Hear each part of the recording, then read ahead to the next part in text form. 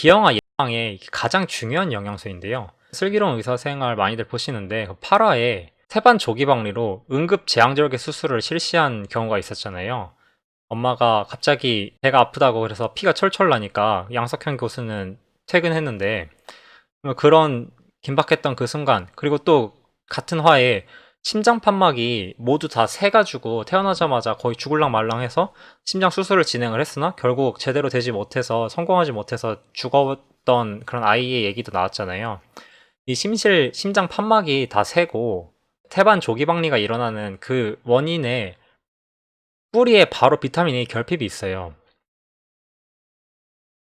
오늘은 웨스턴 프라이스 재단에서 오랫동안 계속해서 해온 건강한 임신과 건강한 아기를 위한 가이드라인이라는 프레젠테이션을 우리나라 서울 챕터 리더인 제가 번역을 해서 나름대로 여러분들한테 들려주는 시간을 가져보려고 해요. 혹시 이제 더 궁금하신 내용이 있으면 제가 예전에 블로그 글에 관련 내용을 전래식단 이야기 연재하면서 마지막 편에 작성을 해놓기도 했고요. 그거 읽어도 해결되지 않는 부분은 저한테 댓글로 남겨주시면 답변을 드리도록 할게요.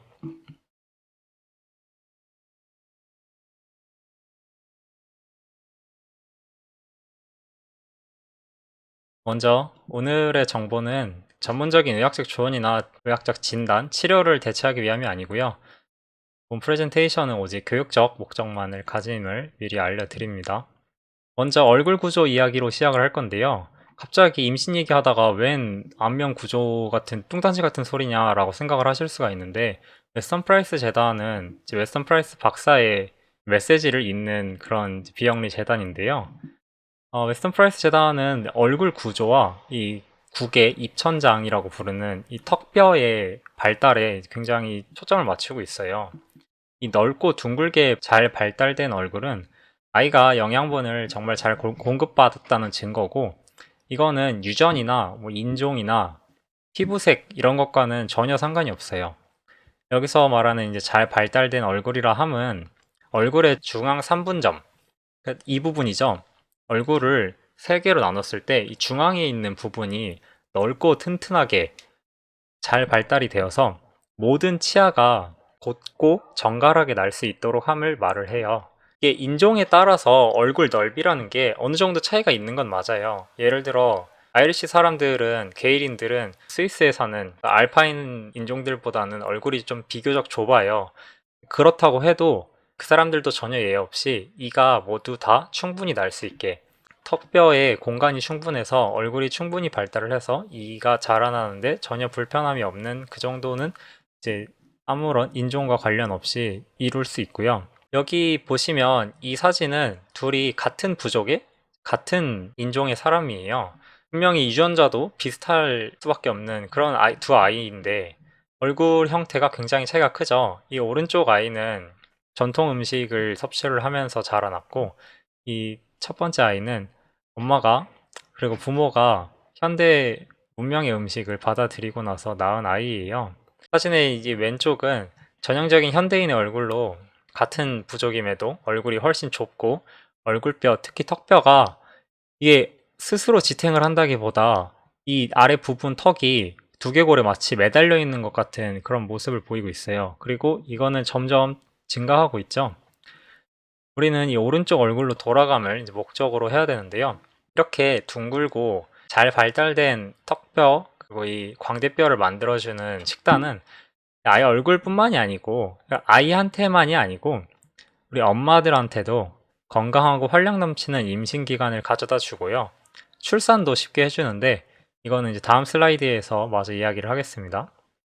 우리는 치아를 미간만으로 생각을 해서 뭐 덧니가 나면 보기 좋지 않으니까 교정을 하고, 이가 썩으면 색깔이 누래지면 보기 좋지 않으니까 미백을 하고 하는데, 웨스턴 프라이스 박사가 보기에 치아는 이렇게 막 겉으로 보여지기만 하는 그런 외적인 외모에만 국한된 문제라기보다는 치아 건강이 바로 전신 건강을 직접적으로 나타내는 그런 비주얼적인 거라고 봤어요.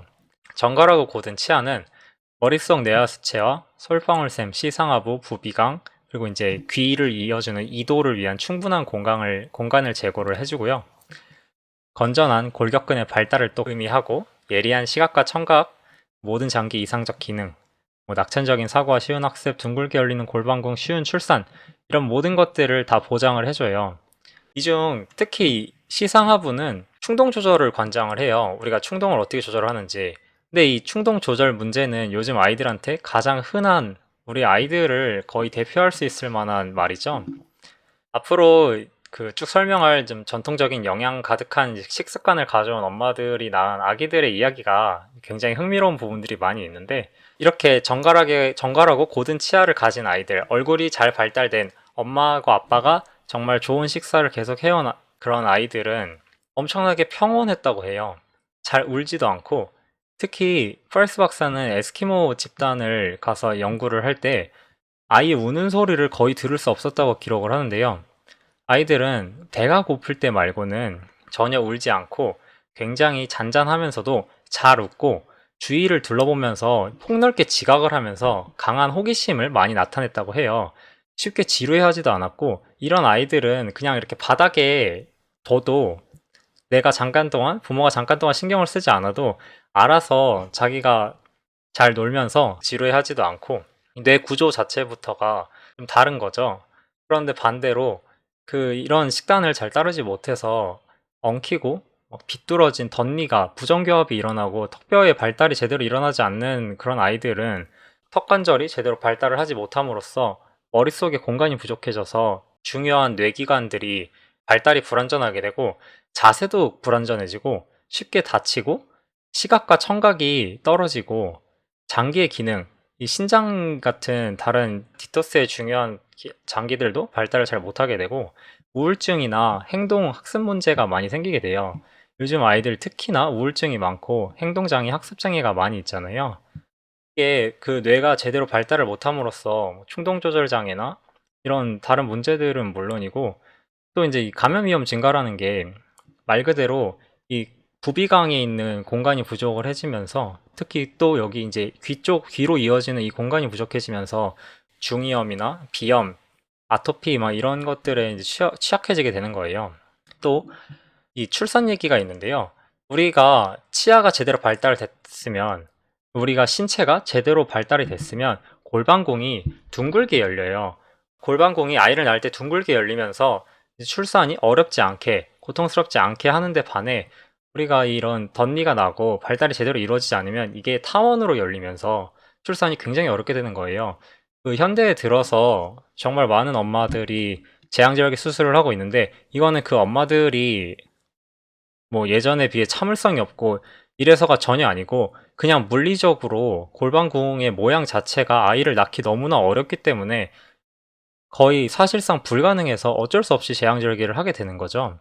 의사를 탓할 일도 아니고 그 부모들을 탓할 일도 아닌 거예요, 어떻게 보면. 물론 이 골반공은 이미 이제 형성이 된 거기 때문에 지금부터 내가 좋은 식사를 한다고 해서 당장 내 출산이 쉬워지지는 못하는데요. 다만 이제 내 자식들, 내 딸은 출산을 할 때 쉽게 할 수 있도록 도와줄 수가 있는 거죠. 자, 이게 현대인과 원시인의 치열 모형 석고를 떠놓은 건데요. 실제로 펄스 박사는 그의 이제 역사적인 책 Nutrition and Physical Degeneration에서 페루로 또 여행을 떠났었는데요. 페루 조사에서 고대 페루인들의 두개골을 검진할 그런 기회가 있었어요. 그런 두개골들을 신성하게 잘 보관을 해놓은 박물관이 있었는데, 그 박물관에 두개골 1276개를 일일이 다 검진을 해봅니다. 그런데 1276개의 두개골을 일일이 검진을 해봤는데 거기서 단 하나의 부정교합이나 이 구개가 불완전하게 발달하고 덧니가 생긴 거를 발견하지 못했다고 해요. 충치의 흔적은 물론이고. 이게 그만큼 고대라기에도 뭐한 게, 이 과거의 전통 집단들, 우리가 뭘 먹어야 되는지 정확히 알고 있었던 그런 전통적인 식습관을 가져오던 집단들은 우리의 치아 관련해서 전혀 문제가 없었고, 오히려 이제 이만큼 여기 보이듯이 굉장히 잘 발달을 해서 이가 전혀 모이거나 뒤틀리지 않고 정갈하고 곧게 날 수 있게 도와줬던 거죠.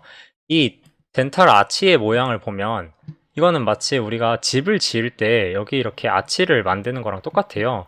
커다란 궁전을 만들려면 커다란 목재 기둥이든 석재 기둥이든 좋은 재료가 있어야 되고, 그게 나무 목재 기둥이라면 큰 나무, 아름드리 나무를 가져다 써야 되잖아요. 우리가 남대문을 지을 때도 전국에서 가장 오래된 소나무들을 다 수배해가지고 지었듯이 이거는 치열 모형, 우리의 몸을 빌딩하는 거는 이런 건물을 짓는 것과 크게 다르지 않아요. 자, 이게 전형적인 치과 기형의 모습인데요. 요즘 우리들이 이제 자주 보는 거죠. 뭐 이렇게 덧니가 생기고 이가 안쪽으로 모이고 여러 가지 형태가 있는데 요즘 아이들이 예전만큼 얼굴 발달이 제대로 일어나지 않는 이유가 예전처럼 딱딱한 음식을 먹지 않아서라고 생각을 하는 그런 사고가 꽤 많이 널리 퍼져 있어요. 예를 들어 어떤 의사들은 아이들의 턱 발달을 이런 얼굴 발달을 서포트하기 위해서 딱딱한 음식을 씹게 해야 된다고 껌을 하루에 뭐 4시간씩 씹게 해라 라고 처방을 내리기도 하고요. 근데 여기 보이는 이 두 아이들은 이제 유동식만 먹는 전혀 고형식을 먹지 않고 있는 그런 아이들인데도 눈이 머리에 이제 중앙에 있고 이 밑에 광대뼈가 굉장히 잘 발달을 해서 지탱을 잘 해주고 있잖아요. 이렇게 광대뼈가 잘 발달을 하고 위에 이제 있는 상악골이 잘 발달을 해 있는 상태에서는 아이들이 여기 눈 밑에 살도 이렇게 부드럽게 내려오고 코도 잘 발달을 하고 이거는 영아기 때부터 우리가 명확히 관찰을 할 수 있는 어려서부터 이미 결정이 되어서 태어나는 부분이라는 거를 알 수가 있는 거예요. 물론 이상적이지 못한 상태로 태어난다고 하더라도 되돌릴 수 있냐 하면 이제 아주 어릴 때는 가능하다고 본다고 해요. 이제 물론 이제 또 반대로 이렇게 태어나도 이렇게 예쁘게 태어나더라도 정크푸드를 먹으면서 성장을 하면 다시 얼굴이 뭐 길쭉해지고 퇴화가 진행이 되겠죠. 이러나 저러나 처음부터 부모가 식단을 잘해서 이렇게 예쁘게 태어나는 게 잘 발달한 상태로 태어나는 게 더 중요하겠죠. 자, 이런 턱 관절 뭐 이런 얼굴 발달 얘기를 했었는데요. 이게 우리가 몸에서 영양이 결핍이 될 때, 영양이 부족할 때 가장 먼저 퇴화하는 뼈가 바로 이 상악골이에요. 이 상악골이 제대로 발달을 하지 못하면 아까 이제 뭐 뇌 얘기를 했던 것처럼 뒤에 있는 나비뼈도 같이 축소돼서 발달이 되게 되고 혈류가 제대로 통하지 않아서 그리고 뭐 뇌 발달에도 영향을 끼치고 이 부비강에도 영향을 끼쳐서 비염이 잘 생기게 되고 상악골이 이렇게 퇴화됐다는 거는 상악골만 퇴화된 게 아니고 뭐 가슴뼈가 퇴화가 되고 오목가슴이 생기고 뭐 뼈가 제대로 발달하지 않아서 자세가 안 좋아지고 아까 얘기했던 것들을 그대로 드러내주는 거예요. 아무튼 이 상악골이 가장 먼저 영향을 받기 때문에 요즘 들어서 특히나 흔한 게 덧니와 부정교합의 발달인 거고요. 이 상악골 다음으로 영향을 받는 건 여기 바로 밑에 있는 이 하악골. 어떻게 보면 이제 우리 당장 먹고 사는데 중요하지 않은 이런 부분들이 먼저 퇴화를 하게 되는 거죠. 프라이스 박사는 자연스러운 아름다움을 이렇게 정의를 해요. 그의 책에서 개인의 아름다움은 전체적인 얼굴의 디자인과 정갈하고 완벽한 치아에 달렸다. 자연은 조건이 충만하면 인종이나 피부색, 지역에 관계없이 언제나 모두를 조화롭게 창조한다. 프라이스 박사 시대에는 당시에는 이제 얼굴의 이런 부조화, 그러니까 얼굴이 제대로 발달하지 못하는 거를 이제 인종끼리 섞여서 그렇다고 봤어요. 그러니까 순혈이는 잘생기고 잘 발달을 하는데 혼혈이는 퇴화한다는 식으로 생각을 한 거죠. 굉장히 인종차별적인 생각인데 어떻게 또 요즘에는 혼혈인 애들이 예쁘게 생겼다, 혼혈인 애들이 잘생겼다라고 생각하는 거랑은 또 정반대고 전혀 근거가 없는 그런 믿음을 가지고 있었는데 프라이스 박사는 그 와중에도 그런 거랑은 일절 관련이 없다는 얘기를 이렇게 했었죠. 또 그는 이어서 Life in its fullness is Mother Nature obeyed라고 우리의 삶의 충만함은 이런 우리 어머니 자연에 고개 숙이는 데에 있다고 우리 어머니 자연을 따르는 데에 있다고 얘기를 했는데요. 이게 우리가 가장 살면서 주의해야 될 이 식품들이에요. 이 공장에서 쏟아져 나오는 이 상품들은 자연 식품이 아니죠. 우리 어머니 자연의 그런 생산물들이 아닌 거예요. 이게 저는 이제 식품이라 부르고 싶지 않아서 상품이라고 부르는데요. 임신하기 한참 전에 이것들을 모조리 식단에서 제외를 해야지 우리가 건강한 아이들을 낳을 수가 있어요. 이런 거를 이제 자유롭게 먹는 일반식을 오랫동안 해왔다면 웨스턴 프라이스 재단은 최소한 1년, 가능하면 2년까지도 기다릴 것을 권하고요. 다른 모든 전통 집단들도 임신을 하기 전에 평소에 그렇게나 식단을 정말 잘 갖춰서 해왔음에도 불구하고 임신을 앞둔 부모한테는 주로 엄마한테는 3개월에서 6개월간의 그런 특별한 다이어트 기간을 가지게 했어요. 그런 만큼 우리가 이런 음식들로 평소 식단을 꾸려왔으면 충분한 시간을 다시 좋은 음식들로 잘 채워주는 그런 기간을 가져주는 게 우리가 건강한 아이를 낳을 수 있는데 매우 중요하다고 볼 수 있겠고요. 이제 위에 있는 그런 공장산 상품들 식단과는 정반대 극단을 달리는 식단으로 이런 금욕주의 식단이 있죠. 도덕적이고 이 올바른, 정치적으로 올바른 저지방, 저염, 고섬유질, 이 임산부한테 권하는 식단이잖아요. 채식 기반의 식단에 약간의 해산물, 그리고 약간의 고기, 고기는 물론 통곡물이나 잡곡, 많은 양의 채소랑 같이 먹어야 되죠.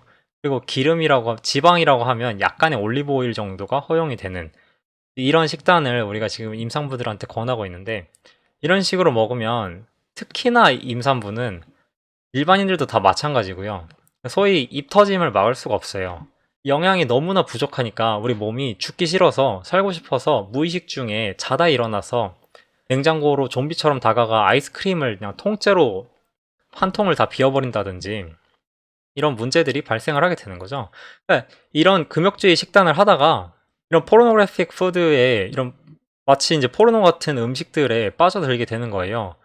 우리가 평소에 뭐 저지방, 저염, 풀 많이 먹고 이러다가 막 어느 순간 참지 못하고 이렇게 기름지고 짜고 달고 시고 막 이런 온갖 음식들을 치팅을 하게 되고 엄청나게 순간적으로 폭식을 하게 되는데, 이게 다 평소 식단이 올바른 형태의 지방과 뭐 탄수화물이면 탄수화물, 다른 영양분들, 소금 이런 것들이 다 부족해서 그런 거거든요.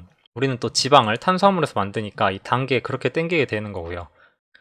프라이스 박사는 이제 그의 조사에서 가장 핵심적인 걸로 Nutrient Density라고 영양 밀집도라는 개념을 뽑는데요. 그의 책에 적기를 원시 집단들의 식사, 그러니까 그가 조사한 문명과 접촉하지 않고 독자적으로 살아가고 있던 그런 전통 집단들은, 당시 미국인 프라이스 박사는 20세기 초 1930년대에 조사를 했던 사람이란 말이에요. 그 당시 미국인의 식사보다 칼슘을 비롯한 다른 미네랄은 4배, 지용성 비타민은 10배 이상 더 함유하고 있었다고 해요. 당시 미국은 버터를 굉장히 많이 먹는 나라였고 지금보다 식품 퀄리티가 훨씬 더 좋았었어요. 그때임에도 불구하고 지용성 비타민이 10배 이상 섭취를 했다고 하는데요. 지금 같으면 이 차이가 훨씬 더 커졌겠죠. 저는 이제 이 중 특히 지용성 비타민을 강조하고 싶은데요. 왜냐, 이 비타민들이 임산부들한테 엄청나게 중요한데 그럼에도 불구하고 이 비타민들이 먹지 말라는 바로 그 음식들에 많기 때문이에요. 어디에 많느냐? 지용성 비타민이라고 하면 비타민 A, D, K2를 말하는데요. 이 비타민 A, D, K2는 먼저 해산물, 생선알, 생선간, 생선간유, 생선 대가리 이런 이제 해산물들과, 프라이스 박사에 따르면 생선 대가리와 물개 기름에도 비타민 A가 진짜 압도적으로 많았다고 해요. 또 이제 여기 보시면 제가 초지방목 육지동물이라고 초지방목을 강조를 해놨는데, 아무 동물들한테 많은 건 아니고요. 동물성 식품에만 있는, 비타민 A, D, K2는 일단 기본적으로 동물성 식품이 아니면 찾기가 거의 사실상 불가능한데요. 먼저 그렇다고 하더라도 방목이 되어서 햇빛을 쬐어야지, 이 육지 동물들 같은 경우는 그래야지 ADK2가 생긴다고 볼 수 있어요. A랑 K2는 풀에 있는 카로티노이드랑 비타민 K1에서 동물의 몸에서 변환이 되는 영양소고, 비타민 D를 우리가 햇빛을 받고 비타민 D를 합성을 하듯 동물들도 햇볕을 받고 비타민 D를 합성을 하기 때문에 얘네들이 바깥에 나와서 풀을 뜯지 않으면 이런 영양소들이 똑같이 우리처럼 결핍이 되게 되는 거예요. 이 리스트를 보면 이게 전부 다 지방이 많고 콜레스테롤이 높은 음식들이잖아요. 그러니까 의사랑 소위 전문가들이, 그 영양 전문가들이 먹지 말라는 딱 그런 음식들인데, 그런데 역설적으로 이 음식들은 하나같이 전부 다 전통 집단들에서 신성시되어 온 음식들이에요. 전통 집단들은 각자 집단마다 신성시해온 그런 음식들이 있었는데요. 이 신성시한 음식들은 특히나 그 집단이 아이를 가지고 임신을 하고 나중에 수유를 하고 아이를 길러내는 데에 굉장히 중요한 가장 핵심적인 음식으로 여겨졌어요. 그리고 이 음식들을 얻기 위해 굉장히 먼 거리를, 굉장히 위험한 여정도 마다하지 않았고 엄청난 수고를 이렇게 하면서도 이런 것들을 꼭 챙겨가지고 먹었는데요. 예를 들어 생선알은 에스키모들, 알래스카랑 캐나다에 살고 있던, 그린랜드에 살고 있던 에스키모들의 신성시된 음식이었고요.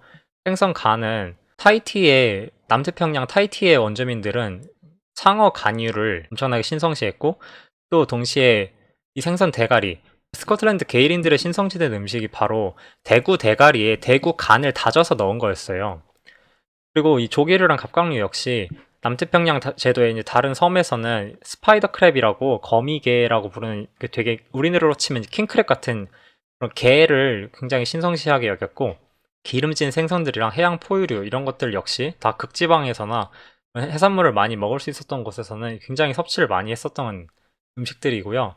곤충은 또 오스트레일리아 원주민들이랑 아프리카의 농경 부족들이 굉장히 중요시했던 음식이고, 버터와 크림은 스위스 그 알파인 계곡에 살아가던 사람들한테 엄청나게 신성시된 음식으로, 이 사람들은 소가 겨우 내내 축사에 갇혀 있다가 드디어 눈이 녹아내리기 시작하고 봄이 찾아와서 이 풀들이 녹아내리는 빙하 속에 이제 물을 먹으며 힘차게 자라나는 그 초록색 풀을 뜯을 때, 그때 이제 처음 짠 우유로 만들어지는 굉장히 개나리색의 진노란색, 거의 주황빛에 가까운 그 버터를 두고서 미사를 드렸어요.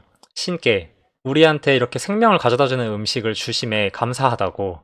그 정도로 이렇게 여겼던 음식들이고, 노른자는 중국에서 굉장히 중요시됐던 달걀인데요. 달걀은 중국에서 굉장히 중요시됐던 음식으로, 중국인들은 임신을 했을 때 엄마가 구할 수만 있으면 달걀을 하루에 10개까지 먹게 했다고 해요. 달걀이 뇌에 굉장히 중요한 음식으로 인식이 되는데요. 달걀은 또 특히 그 닭이 바깥에서 풀을 뜯고 곤충을 잡아먹었으면 비타민 A, D, K2 세 가지 모두가 다 굉장히 풍부한 그런 음식이거든요.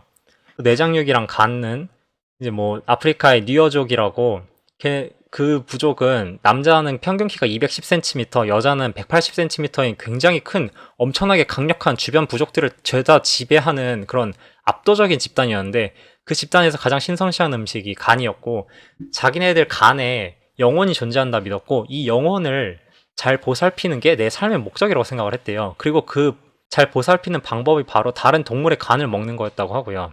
또 이 동물의 지방, 아메리카 원주민들은 곰 지방을 신성시했어요. 아메리카 원주민 부부가 뭔가 결혼을 하고 나서 임신이 제대로 되지 않으면, 불임 같은 그런, 그러니까 임신을 하는데 어려움을 겪으면 그때부터 바로 한 달 동안 베어팻 다이어트에 들어갔다 그래요. 그러니까 그 한 달 동안 다른 거 하나도 안 먹고 곰고기만을 먹은 거예요.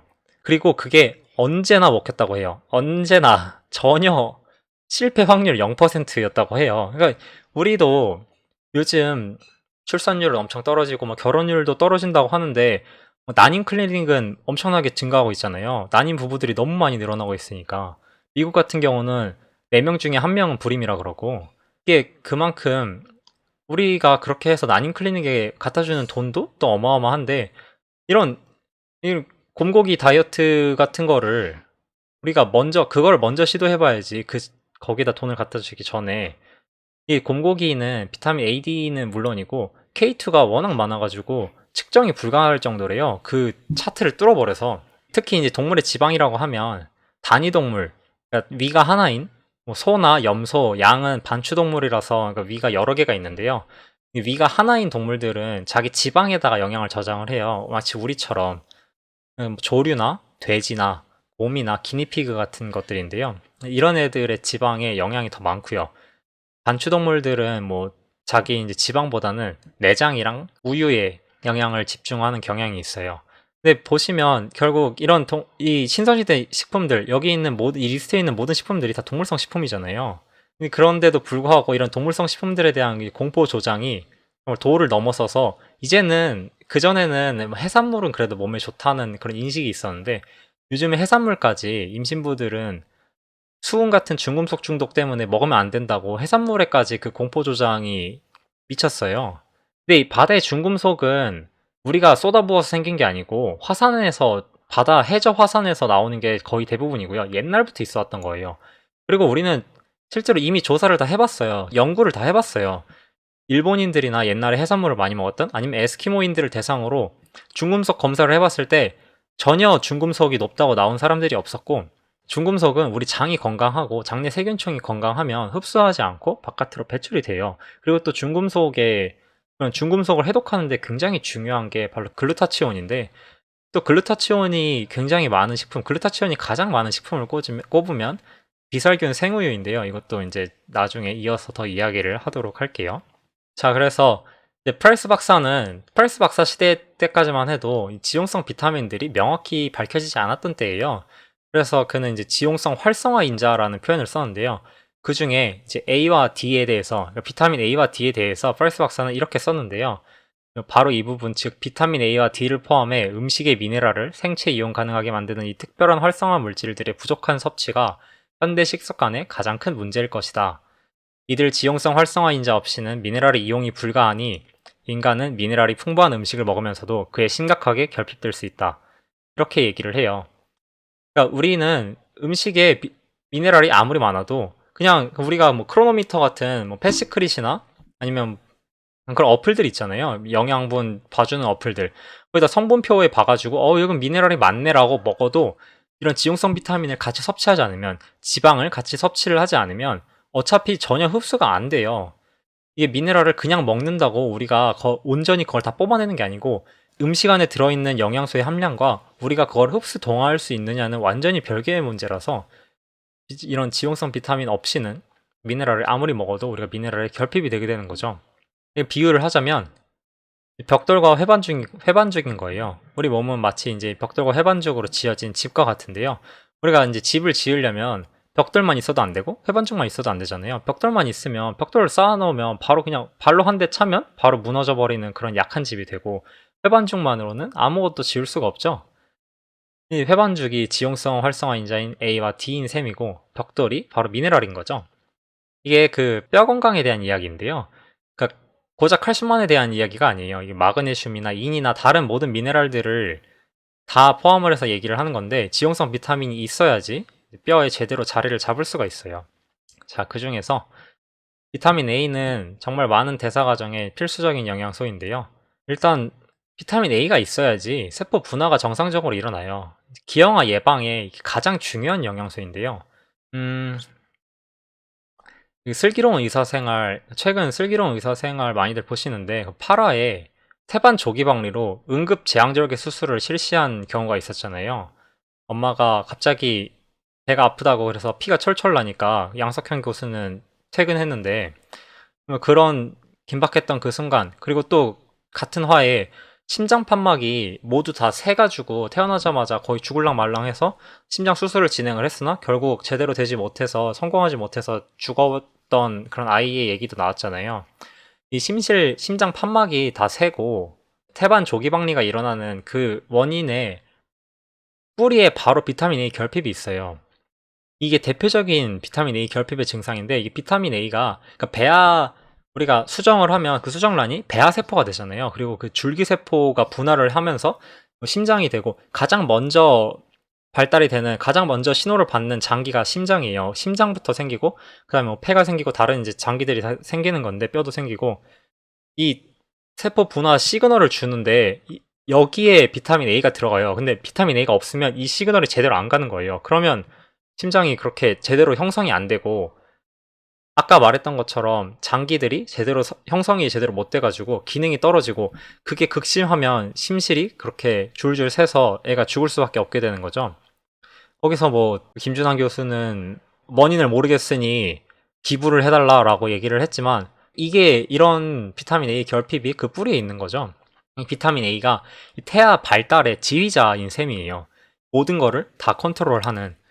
또 양석현 교수가 자꾸 유산한다는 부부를 만나가지고 이제 뭐 또 임신을 했다는데, 이번에도 유산할까요 하고 걱정하는 그 부부한테 당신 잘못이 아니고 누구한테나 일어날 수 있는 일이라고 위로를 하는 장면이 있잖아요. 물론 이제 그 사람의 잘못이 아니긴 하죠. 그 사람도 피해자니까. 아니, 그렇게 유산 많이 하고 아이 그렇게 가지고 싶은데 하라는 거 다 따라 했겠죠. 의사들이 하라는 거 다 했을 거고, 전문가들이 하라는 식단 다 따라 했을 거고, 영양사들이 주는 조언 다 따랐을 텐데, 그 조언들과 가이드를 다 따르니까 몸이 그 모양이 돼서 임신을 제대로 못하는 이제 그런 상황이 왔을 텐데, 그러니까 이게 식사는 결핍된 상태에서 벗어나질 못하면서 임신만 계속 시도하니까 유산도 계속 이어지게 되는 거죠. 뭐 실제 있었던 일은 아니지만, 드라마지만 이런 게 그 드라마 속에 나오는 내용들이 현실에서 있다면 이런 이유 때문이라는 거예요. 이외에도 이제 비타민 A는 사실상 우리 몸의 모든 대사에 관여를 하는데요. 뭐 갑상선이랑 미네랄 대사 이런 것들에도 다 쓰이고요. 특히 이제 갑상선 호르몬을 만드는데 비타민 A가 없으면 이게 만들 수가 없어요.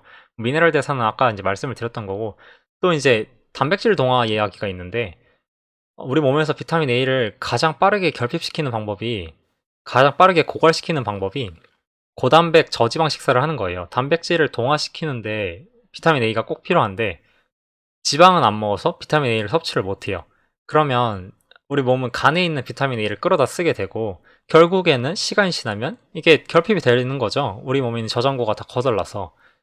그러면 이제 만성 피로가 생기고, 설명할 수 없는 자가 면역 질환들이 마구잡이로 생기고, 알러지도 생기고, 이 비타민 A가 우리 면역 기관을 교육하는 데도 굉장히 중요한 역할을 하는 거 하거든요. 그런 식으로 이제 눈, 피부, 뼈 건강, 뭐 스트레스와 성호르몬 생산, 내분비계, 뭐 선천기형 예방은 아까 얘기했고, 정상적인 성장이나 다른, 이게 굉장히 우리 몸에 사실상 이제 모든 대사에 관여한다고 말씀을 드렸던 것만큼 중요한 영양소고요. 그 다음에 비타민 A는 균형을 맞춰줄 비타민 D가 필요해요.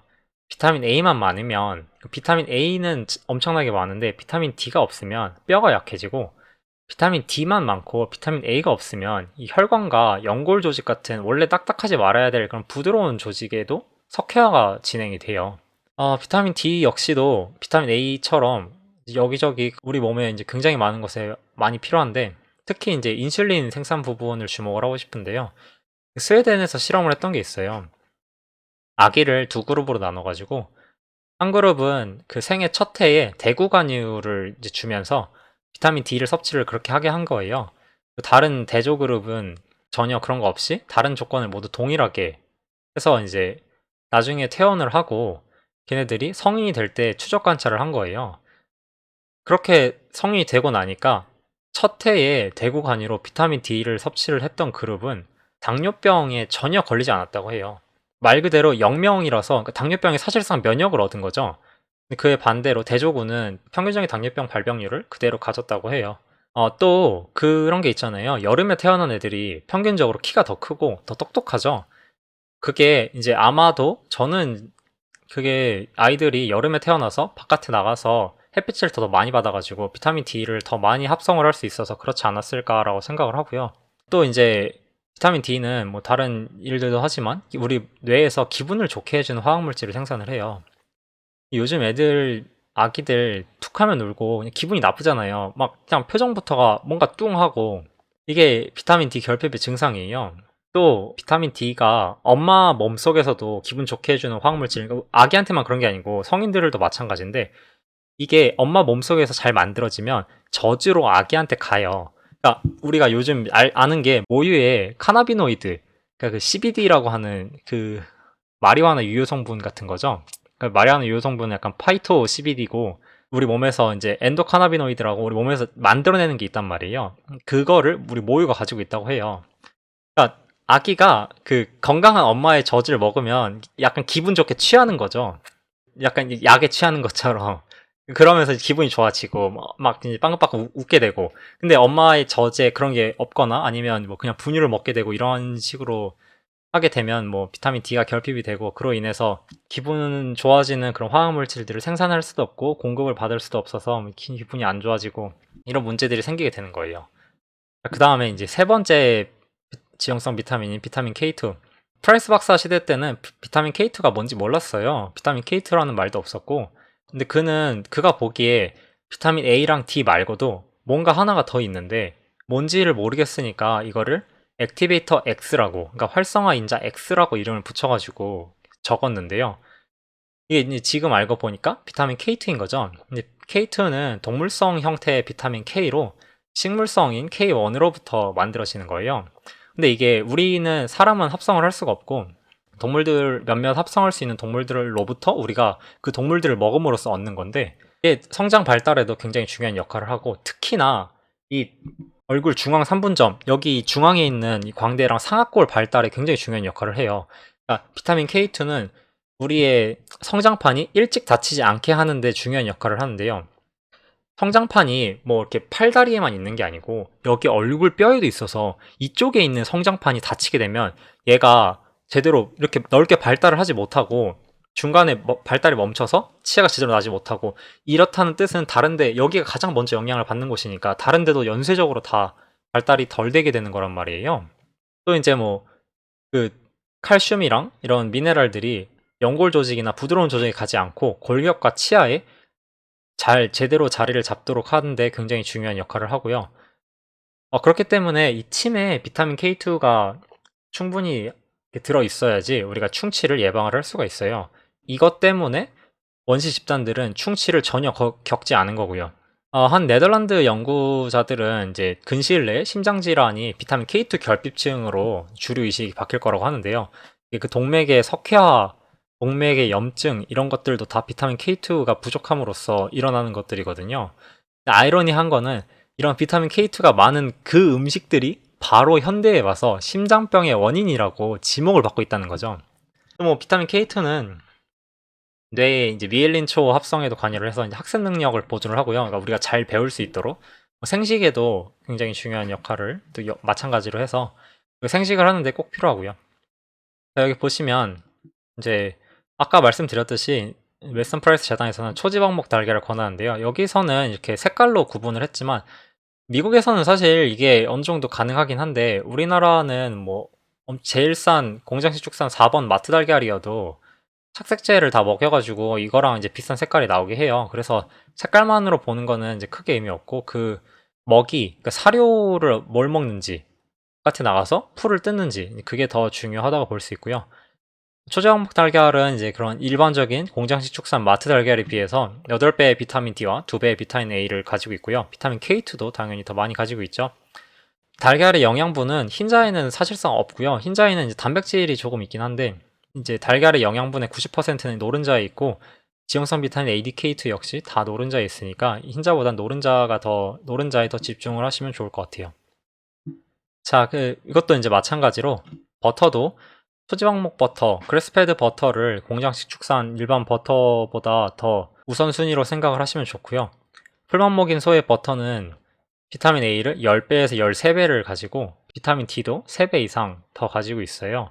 우리나라 같은 경우는 그 사육 환경이 좀 기형적이라서 오히려 공장식 축산 버터가, 그러니까 서울우유 버터나 이런 우리나라 옥수수랑 콩만 먹고 햇볕도 못 보고 청초도 못 먹은 그런 버터가 초지방목 그래스페드 버터들보다 더 비싸요. 그래서 저는 이제 유로판 버터나 앵커 버터를 권하는 편이에요.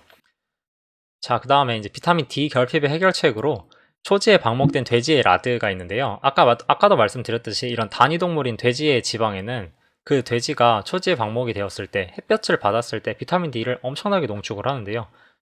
한 스푼에 1100 IU의 비타민 D가 있음을 확인을 하기도 했어요. 공장 축산에 비해 12배가 더 많고요. 우리나라는 이제 방목은 별로 없으니까 그래도 이제 햇볕을 받은 돼지들이 판매가 되고 있고, 혹은 이제 뭐 이베리코 베오타 같은 그런 이제 돼지들의 지방을 우리가 먹어주면 좋겠죠. 이런 요리를 할 때 라드를 쓰시면 좋을 것 같아요. 또 초지방목 동물의 비살균 치즈, 이거는 말 그대로 완전 식품이에요. 모든 영양소, 우리가 살면서 필요한 모든 영양소가 여기에 다 들어가 있어요. 비살균 우유는 우리가 구하기가 좀 어렵잖아요.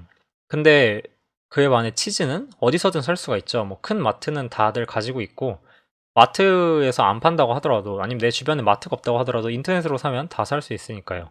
몇몇은 가격도 그렇게 비싸지 않고 정말 좋은 음식이에요. 모든 지용성 비타민 ADK2를 다 가지고 있고, 수용성 비타민이랑 다른 미네랄들도 다 이제 엄청나게 많이 가지고 있는, 뼈 건강은 물론이고 건강한 임신에 굉장히 좋은 식품이에요. 그리고 이제 버터 드실 때는 항상 이제 이렇게 드셔야죠. 버터의 두께랑 빵의 두께랑 똑같이, 이게 빵을 먹는 방법이죠, 바로. 빵은 또 이제 사워도우로 드시는 게 좋고요. 사워도우 제빵은 그 일반적으로 굉장히 위험한 곡물들이 우리 몸에 굉장히 위험하거든요. 식물의 씨앗이라. 근데 사워도우 제빵법은 그런 위험한 곡물들을 우리 몸에 안전한 음식으로 만들어주고, 또 이제 곡물이 지방이랑 같이 먹어야 소화가 쉬워요. 곡물들이 소화가 굉장히 어려운 식품이거든요. 꼭 버터가 아니어도 되는데요. 스칸디나비아에서는 뭐 라드를 이제 주로 올렸다고 해요. 아니면 리에뜨나, 아니면 더 좋은 건 파테, 간으로 만든 파테를 발라 먹으면 환상적이죠. 꼭 곡물은 지방이랑 같이 드시면 좋을 것 같아요. 버터가 가진 영양분을 조금 알아볼 건데요. 초저항목 버터에 특히 많은 영양분으로는 비타민 A, D, K 이런 기형성 비타민은 물론이고 구리, 아연, 크롬, 셀레늄, 요오드, 그리고 공행 리놀레산, 이 CLA 굉장히 강력한 항암인자죠. 이런 것들이 초저항목 버터에 특히 많아요. 왜냐하면 결국 우리도 결핍된 식사를 하면 영양 결핍이 될 수밖에 없듯 소들도 마찬가지란 말이에요. 이런 좋은 영양소들을 소들이 충분히 가지려면 소들이 원래 디자인된 그런 식단을 해야 돼요. 소들도. 그 말인즉슨 정말 잘 자라는 풀을 뜯는 거죠. 근데 이제 다만 모든 버터에 뭐 공장 축산에서 나온 버터라고 하더라도 중단세 지방산 이런 굉장히 좋은 지방산들이 다양하게 들어있고 필수 지방산도 있고 레시틴, 콜레스테롤, 글리코스핑고리피드, 울제닌자도 들어있는데요. 울제닌자는 이제 유제품에 들어있는 그 관절염과 우리가 뻣뻣해지는 관절이 뻣뻣해지고 붓고 석회화되고 이런 것들을 막아주는 강력한 인자예요. 근데 안타깝게도 이게 살균으로 파괴가 돼요. 우리가 만약에 이제 관절염이 있거나 뭐 그런 이제 다른 질병들이 있었을 때 이런 울제닌자로 그걸 되돌릴 수가 있는데 살균으로 파괴가 돼서 이거를 이제 섭취를 하려면 비살균 유제품을 먹어야 되고요. 비살균 치즈를 먹을 수도 있을 거고 비살균 우유를 어떻게 잘 구해서 먹을 수도 있겠죠. 근데 다만 다른 이제 버터의 다른 인자들은 다른 영양소들은 열에 비교적 안전한 편이라 살균 걱정은 크게 안 하셔도 됩니다. 또 이제 뇌 발달의 핵심적인 영양소를 살펴볼 건데요. 우리는 누구나 다 우리 아이가 똑똑하길 바라잖아요. 아이가 IQ가 좀 높았으면 좋겠고, 아이가 좀 더 똑똑했으면 좋겠고, 수학도 잘했으면 좋겠고, 이게 단순한 자기 만족뿐만이 아니고 순전히 그 아이들의 인생을 위해서도 똑똑한 사람들이 당연히 연봉도 더 높고 더 퀄리티 높은 삶을 살 확률이 높으니까 그런 뇌 발달을 서포트하는 데 중요한 영양소로 비타민 A, 대구 간유나 간, 특히 간에 굉장히 많이 들어있어요. 초지방목 동물의 버터와 노른자, 지방 뭐 이런 데 들어있고 비타민 D도 대구 간유는 물론 이제 라드, 기름진 생선, 생선알, 갑각류, 초지방목 동물의 버터와 노른자, 비타민 K2도 마찬가지고요. 콜린은 이제 간이랑 노른자에 많이 들어있는데요. 이 콜린이 너무나도 중요해서 선프라이스 재단에서는 임신부들은 하루에 적어도 최소한 달걀을 2알은 먹도록 권해요. 달걀에 콜린이 많은데 그것 때문에 임신했을 때는 그러니까 달걀을 과하게 먹었다 이런 말이 없어요. 달걀을 많이 먹을수록 좋다고 볼 수 있는 거죠. 간도 마찬가지로 중요하고요. DHA 뇌 발달에 굉장히 중요한 영양소죠. 대구 간유, 해산물 뭐 그리고 동물의 뇌에도 DHA가 많이 들어 있고요. 간이랑 뭐 버터, 노른자, 그리고 아연, 적색육 그런 일반적인 고기 드시면 아연은 충분히 섭취를 할 수가 있어요. 고기를 내가 매일매일 꾸준히 먹어주면 조개류랑 갑각류에도 많이 들어있고 콜레스테롤도 중요한데요. 이게 콜레스테롤이 우리 뇌로 직접 들어가가지고 이용이 되지는 못하는데요. 다른 중요한 역할을 많이 해요. 특히 이제 장점막 형성, 우리 몸에서 콜레스테롤을 가장 많이 가지고 있는 세포 중에 장점막이 있는데, 이 장점막은 이제 콜레스테롤을 그 즉시 먹는 그 자리에서 바로 자기한테 이제 흡수시켜서 사용을 할 수가 있어요. 이게 이제 알러지랑 장누수를 예방을 하는데 굉장히 중요한데, 결핍이 되면, 엄마가 결핍이 되어도 아이한테 이런 콜레스테롤이 적게 가서 아이가 태어났을 때 장이 제대로 작동을 안 하게 되는 거죠. 장누수가 심하게 일어나고 따라서 알러지가 이거저거 엄청나게 많이 생기게 되고 그 다음에 이제 100번 강조해도 모자른 간이 있죠. 지구상에서 가장 영양분이 많은 식품이고요. 우리가 뭐 사과랑 당근 이런 거 이제 영양분이 많다고 매일매일 먹어주면 좋다라고 얘기를 하지만 사실 식물성 식품 제가 이거 관련해서는 영상도 만들고 글도 썼었는데 식물성 식품에는 영양분이 별로 없어요. 일반적으로 식물성 식품에 채소에 영양분이 많고 고기에 영양분이 없다고 생각을 하시는데 채소에는 영양 들은 거 거의 있지도 않고요. 고기랑 간, 특히 간은 압도적으로 많은 양의 영양이 들어있는데 보시면 뭐 인이랑 철, 아연은 이제 일반적인 적색육에 더 많이 들어있고요. 뭐 구리, 비타민 B2, 비타민 A는 사실 우리가 가장 안정적으로 얻을 수 있는 소스가 자연계에 간밖에 없다고 보시면 돼요. 비타민 C도 간에 비타민 C가 사과랑 당근보다 더 많이 들어있어요. 비타민 B6랑 B12 이것도 우리가 그냥 일반 고기만 먹으면은 좀 부족할 수가 있으니까 간을 같이 꾸준히 일주일에 너무 많은 양이 아니어도 저는 보통 간을 일주일에 250g 이상 그게 이제 양의 간이나 소 간이 아니면 양을 좀 더 늘려서 돼지 간 같은 경우 한 500g 정도까지 먹어주면 좋다고 생각을 하고요. 또 특히 임산부들은 초지에 방목된 닭이나 오리 뭐 이런 조류의 간, 거위간도 구할 수 있으면 당연히 좋겠죠. 이런 것들을 먹으면 더 좋은데요. 이런 조류의 간들, 특히 이제 철새 같은 오리랑 거위의 간은 지용성 비타민이 더 좋은 비율로 들어있어요. 비타민 A도 들어있고 D도 들어있고 K2도 많이 들어있거든요. 다른 이제 뭐 해산물의 간이나 아니면 다른 반추동물들의 간은, 돼지의 간은 K2는 많이 안 가지고 있는 편이란 말이에요. 그런 의미에서 그런 조류의 간이 그러니까 같은 간을 먹는다고 한다면 이제 조류의 간을 선택하는 편이 임산부한테 더 좋다고 보고요. 또 간은 이제 비타민 A는 많은데 비타민 D가 많지 않은 편이니까 해산물에 간은 비타민 D가 많긴 한데 일반적인 뭐 간을 먹을 때 삼겹살 기름에 우리 라드에 비타민 D가 있으니까 삼겹살 기름에 굽거나 튀겨서 먹으면 좋겠고 혹은 이제 소세지나 파테로 만들어서 먹으면 더 좋겠죠. 버터 같은 거를 넣어서. 그리고 간 다음으로 영양분이 많다고 할 만한 이제 생선알인데요. 이거는 셀리팔론이 자기가 이제 직접 준비한 그런 생선알 캐비어를 어떻게 이제 했는지를 보여준 거예요. 이제 뭐 그녀의 이제 쿡복에 나오는 크리스피 팬케이크에다가 그 위에 그런 캐비어를 올리고, 캐비어가 이제 철갑상 알이 아니고 다른 생선알을 다 캐비어라고 불러요. 이제 좀 값싼 캐비어를 올리고 그 위에 이제 양파랑 파슬리를 썰어서 올렸다고 해요. 이렇게 먹으면 그리고 이제 이 하얀 거는 크렘 프레쉬 사워크림이고요. 굉장히 맛있다고 하죠. 보기만 해도 맛있어요.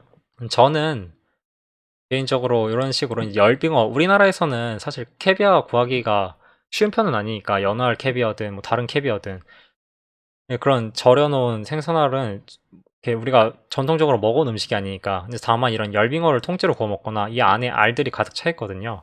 아니면 이렇게 명란을 그대로 사다가 살짝 구워서 먹을 수도 있고, 명란젓을 먹어도 좋죠. 위에 옆에 있는 건 아기 간인데요. 이렇게 아기 간을 같이 먹어주면 좋겠죠. 그리고 이런 생선알은 오메가3 이런 다블 포화 지방산이 굉장히 높잖아요. 그렇기 때문에 포화 지방이랑 같이 먹어주는 게 중요해요. 이 밸런스를, 다블 포화 지방은 항상 포화 지방으로 밸런스를 맞춰줘야 되는데, 그런 의미에서 이런 초지방목 버터는 당연히 좋고, 여기 삼겹살 같은 그런 음식들을 같이 먹어주면 좋을 것 같아요. 그래서 웨스턴 프라이스 재단은 대구 간유가 손쉽게 먹을 수 있는 그런 좋은 지용성 비타민의 원천이기에 특히 임산부한테 이제 권장을 하는 편인데요. 웨스턴 프라이스 박사는 이런 고비타민 대구 간유랑 고비타민 버터 오일을 함께 사용을 그의 이제 클리닉에서 많이 했어요. 이걸로 이제 충치 환자들이나 뭐 다른 질병을 가진 사람들, 스스로 회복하는 사람들, 임신을 준비하는 사람들, 아픈 아이들을 굉장히 많이 치료를 했는데, 이제 이게 미네랄 흡수에 엄청나게 강력한 조합인 거를 확인을 한 거죠. 근데 다만 버터 오일이 가격이 엄청 비싸요. 그래서 굳이 이제 버터 오일을 사 드시기보다는 좋은 버터를 많이 드시면 더 좋을 것 같고요. 우리가 어차피 지방을 먹어줘야 되니까 간유도 사실 간을 그냥 꾸준히 먹어주면 그게 당연히 더 좋겠죠. 우리가 물론 이제 그걸 꾸준히 먹기가 힘들다면 이런 대구 간유를 꾸준히 섭취를 해주는 게, 그런 식으로 영양제 먹듯이 매일매일 먹는 영양제 챙겨 먹듯이 뭐 물에 타가지고 먹는다든지 하는 편이 더 좋을 거고요. 대구 간유만 섭취를 하고 버터 오일을 섭취하지 않는다면 다른 비타민 K2, 뭐 버터든지 노른자든지 이런 거를 잘 섭취를 해줘야 됩니다. 이게 과거에 미국에서 있었던 대구 간유 광고예요. 되게 귀여운 광고인데, 여기 이제 영어로 쓰여 있는 게 뭐, 당신의 아이한테 예쁜 두상을 위한 도움을 주세요. 곱고 튼튼한 허리, 정갈하고 건강한 치아를 위해 매일매일 주는 게 중요합니다. 이렇게 얘기를 하죠. 매일매일 쓰는 게 중요하다고. 이게 이제 그때도, 그니까 이게 옛날에는 사실, 옛날이라고 하기도 그런 게 불과 몇십 년 전까지만 해도 의사들도 그렇고 전문가들이라는 사람들이 다 임산부들한테 간을 먹으라고 권했고 대구 간유는 매일매일 먹도록 했어요. 아직도 서양인들은 자기가 어렸을 때, 좀 나이가 있는 사람들은 자기가 어렸을 때 할머니가 대구 간유 막 한 스푼 이렇게 떠가지고 막 입에다가 막 밀어 넣어주고 이거를 기억을 해요. 우리나라에서 그 막 학교 가려고 할 때 할머니나 엄마가 막 입에다가 밥 한 숟갈 더 떠먹이는 것처럼 그 서양에서는 대구 간유를 이렇게 한 스푼 막 떠먹이고 그랬다고 하더라고요. 근데 이게 시간 몇 년 지났다고 참 이런 게 많이 변했죠. 그래서 대구 간유를 얼마나 먹어야 되느냐? 평상시에, 그러니까 일반적으로 이제 용량을 비타민 A는 10,000 IU 정도, 비타민 D는 1000 IU로 잡으라고 하는데요. 이게 현재 발효 대구 간유로 판매가 되고 있는, 그러니까 fermented cod liver oil로 판매되고 있는 그런 고비타민 대구 간유를 한 티스푼을 먹으면 이 양이 채워지고요. 혹은 이제 일반적인 대구 관유를 2티스푼 먹으면 채워지는데, 웨스턴 A 프라이스 재단에서 권장하는 대구 관유 브랜드들이 있어요. 이제 그런 것들만 사용을 하시는 게 좋아요. 왜냐하면 이 비율이 10대 1을 넘으면 안 돼요. 비타민 A가 여기서 15,000IU고 1000IU면 비타민 A가 너무 과도한 거죠. 그리고 발효 대구 관유 그린 패스처에서 나오는 것들은 이 비율이 8대 1이기도 하고요. 그런 식으로 비타민 A를 너무 비타민 D에 비해 지나치게 많이 먹지 않는 게 중요한데, 일반적으로 다른 대구 관유들, 다른 제품들이 비타민 D는 거의 결핍이 돼 있고, 아니면 이제 일반론으로 얘기를 했을 때 이 현대 공정이 비타민 D는 없애는 데 반해 비타민 A는 남겨놔서 이 비율이 굉장히 깨져 있는 경우가 많아요. 비율을 잘 맞는 웨스턴 A 프라이스 재단에서 권장을 하는 브랜드들을 사용하길 권하고요. 임신하고 수유할 때는 2만 IU, 2천 IU 이 정도는 꾸준히 먹어주는 걸 권하고, 아프거나 수술했을 때는 9만 IU까지 늘릴 수 있고요. 아기와 어린이는 5천 IU. 근데 이게 대구 간유를 이렇게 먹는 거지, 이거는 말 그대로 보험으로 매일매일 그냥 대구 간유 이렇게 먹는 거지, 이거랑 평소에 먹는 달걀, 간, 생선알, 뭐 해산물, 갑각류, 간, 뭐 이런 거랑 아예 별개예요. 그러니까 그런 것들 그대로 먹으면서 이것만 따로, 이거는 그냥 추가로 매일매일 먹어주는 거죠. 그러니까 이거 먹었다고 나 비타민 A 먹었으니까 간 안 먹어도 되겠네, 이게 아니고 간도 먹고, 이거는 그냥 기본 베이스 패시브로 생각을 하시면 되는 거예요. 또 이제 만약에 대구 간유를 사기가 좀 그렇다, 어렵다, 아니면 뭐 모종의 이유로 못 먹겠다, 아니면 알러지가 있다 그러신다면, 좋은 비타민 A랑 D 영양제를 사서 적절한 양을 매일매일 먹어주면서 다른 음식들도 추가로 같이 먹어줄 수가 있겠죠. 꼭 대구 간유가 아니더라도 비타민 A랑 비타민 D 이런 영양 보충제들을 따로 사 먹고, 뭐 K2 보충제도 못 먹겠으면, 다른 음식을 못 먹겠으면 사 먹고, 그러면서 다른 좋은 음식들 당연히 계속 먹어줘야 되고, 그리고 이제 대구 간유를 못 먹으면 이게 오메가3도 공급을 해주는데 DHA를 따로 먹어줘야 되니까 해산물도 같이 꾸준히 먹어줘야겠죠. 자, 그래서 오늘의 이제 마지막 슬라이드인데요. 비타민 A와 D가 지용성 비타민이라서 우리 몸에 뭐 쌓여가지고 독성을 일으킨다라고 생각을 하는 사람들이 아직 많이 있어요. 이렇게 믿는 의사들도 있고요. 아니면 뭐 영양 전문가들도 마찬가지고요. 근데 이게 아까도 말했듯이 이 비타민 A와 D 그리고 K2까지 이런 지용성 비타민들은 그 균형이 굉장히 중요해요. 그러니까 비타민 D가 결핍되어 있는 상태에서 비타민 A를 많이 먹으면 그게 이제 독성을 가질 수가 있고요. 반대로 비타민 A 결핍 상태에서는 비타민 D도 독성을 띨 수가 있어요. 근데 이게 둘 중 어느 하나라도 소량이라도 먹어주면 둘 다 초고용량에서도 독성이 없어요. 특히 이제 비타민 D는 1000IU만 먹어도 비타민 A를 막 초고용량으로 먹어줘도 독성이 없다고 해요. 비타민 A 독성 자체가 막 영양제로 하루에 30만 IU씩 6개월 이상 1년까지 먹어야지 생기는 거긴 한데, 근데 그렇다고 하더라도 만약에 그 사람이 비타민 D를 같이 한 하루에 10,000IU씩 뭐 이렇게 보충을 해주고 있었으면 문제가 없었겠죠. 이게 비타민 A 독성에 대한 얘기가 스웨덴에서 주로 나왔는데요. 스웨덴 같이, 그러니까 이게 굉장히 북부에 있는 나라잖아요. 해가 잘 안 드는. 비타민 D 결핍이 굉장히 흔해요, 그 나라는. 근데 비타민 D 결핍이 흔한데 음식에다가 저지방 우유랑 시리얼 같은데 비타민 A를 그 합성 강화제로 강화를 한 거예요. 이런 결과가 나중에 골다공증으로 나타나니까 그럼 비타민 A가 나쁜 거 아니냐라고 이상한 지레짐작을 내린 거죠. 근데 그게 아니고 비타민 D가 결핍되어 있어서 그 균형이 맞지 않아서 그랬던 거고요. 아까 말했듯이 최적의 비율은 비타민 A, D 비율이 이제 10대 1을 넘지 않아야 되고요. 다른 브랜드들은 비타민 D가 결핍이 되어 있는 경우가 많고, 웨스턴 프라이스 재단에서 권장하는 생산자들에 공급되는 것들은 좋은 AD 비율을 가지고 있고, 적은 양에도 또 이제 이 얼마나 먹어야지 어느 정도의 양을 얻을 수 있는지도 다 다르잖아요. 적은 양에도 많은 양의 비타민 A랑 D를 함유하고 있으니 권장을 합니다. 대구 간이를 산다면 뒷면에 설명을 잘 확인해서 어떤 식으로 추출이 됐는지, 전통 방식으로 추출을 한 건지, 냉압착으로 추출을 한 건지, 그게 아니고 분자 증류로 끓인 건지, 이런 거를 잘 확인을 하시면 좋을 것 같아요. 오늘은 이제 여기까지 하겠고요. 다음에 두 번째 파트, 세 번째 파트 이어서 나머지 내용 마무리 하도록 하겠습니다. 감사합니다.